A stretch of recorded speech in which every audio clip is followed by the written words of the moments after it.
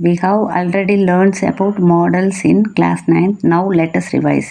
A modal verb is used to indicate modality that express a speaker general intention, therefore likelihood, ability, permission, request, capacity, suggestion, order, obligation, advice, etc. We use modals to show if we believe something is certain, probable or possible. இப்போ model verb அப்படிங்கிறது பேசுபவர் எந்த மனநிலையில் பேசுகிறார் என்பதை வெளிக்காட்டுற சொற்கள் தான் models அப்படின்னு சொல்லுவோம். இது வந்து அதாவது விருப்பம் தெரிவிக்கிறாரா, திறமையை சொல்கிறாரா, அனுமதி வேண்டுகிறாரா, வேண்டுகோள் வைக்கிறாரா, யோசனை சொல்கிறாரா, உத்தரவிடுறாரா, அதாவது ஆர்டர் பண்ணுறாரா, அவரோட தேவையை வந்து கூறுகிறாரா அல்லது அறிவுரை கூறுறாரா அப்படிங்கிறத அந்த என்ன மனநிலையில் இருக்காரோ அதுக்கு வந்து நம்ம இந்த மாடல் வேர்பை நம்ம யூஸ் பண்ணி தெரிஞ்சுக்கலாம். அடுத்தது இப்போ இந்த சொற்கள் வந்து நிச்சயமாக நடைபெற விஷயம் அல்லது நடைபெற வாய்ப்புள்ள விஷயங்களை காண்பிக்கவும் பயன்படுத்தப்படுகிறது. சரியா?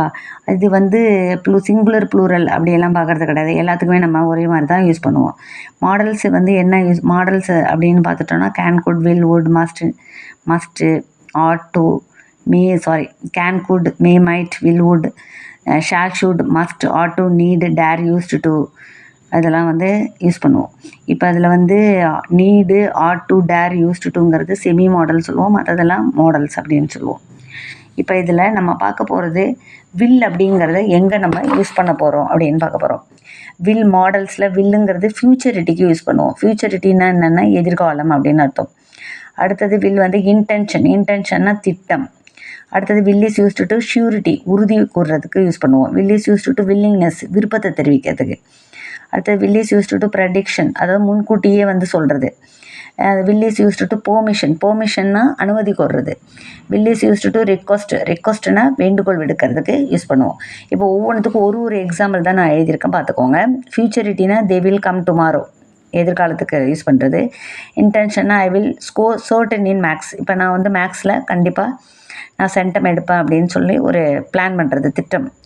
அடுத்தது ஷூரிட்டிங்கிறது அவளை நான் மேரேஜ் செய்ய போகிறேன் அப்படின்னு சொல்கிறது, ஒரு ஷூரிட்டி கொடுக்கறது. அடுத்தது வில்லிங்னஸ்னால் விருப்பம், I will take this suitcase for you, விருப்பம் தெரிவிக்கிறது. அடுத்த ப்ரெடிக்ஷன் அப்படின்றது வந்து முன்கூட்டியே சொல்கிறது. I think Harini will be a great dancer, நான் வந்து ஹரிணி வந்து ஒரு டான்ஸராக வருவா அப்படின்றத நான் நினைக்கிறேன் அப்படின்னு சொல்கிறது. பெர்மிஷன் அப்படின்னா வந்து அனுமதி கோருதல். ரிக்வஸ்ட்னா வேண்டுகோள். இப்போ will you len me your camera அப்படின்னு சொல்கிறது பெர்மிஷன் கேட்குறது, அது ரிக்வஸ்ட்டாகவும் இதை வந்து சொல்லலாம். ஓகேவா? இந்த மாதிரி தான் வந்து நம்ம இந்த வில் அப்படிங்கிற வார்த்தையை மாடல்ஸாக நம்ம யூஸ் பண்ணுறதுக்கு இதுதான் எக்ஸாம்பிள். வியூவர்ஸ், இந்த வீடியோ உங்களுக்கு பிடிச்சிருந்தா லைக் பண்ணுங்கள், ஷேர் பண்ணுங்கள், சப்ஸ்கிரைப் பண்ணுங்கள். தேங்க்யூ.